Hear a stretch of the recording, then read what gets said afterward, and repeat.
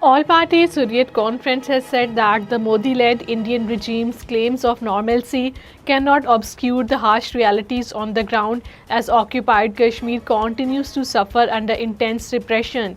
APHC spokesman Advocate Abdul Rashid Minhas, in a statement issued in Srinagar, expressed deep concern over the relentless bloodshed of the innocent civilians. Personnel of the Indian Army's Rashtriya Rifles, Paramilitary Central Reserve Police Force and the Indian Police launched cordon and search operations in the Pulwama and the Kupwara districts. At least 2 youths were arrested during the operations. Several people were injured when the Bharatiya Janata Party activist backed by the Indian Army attacked a rally organized by the National Conference in the Gurez area of the Bandipora district. The attack followed the recent rejection of the BJP in the local elections.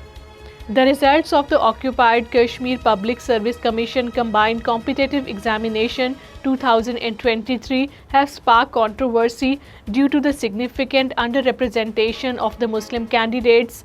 Out of the 71 selected, over 36 are Hindu, despite Hindus constitute only 28% of the population, while the Muslims make up to approximately 70%.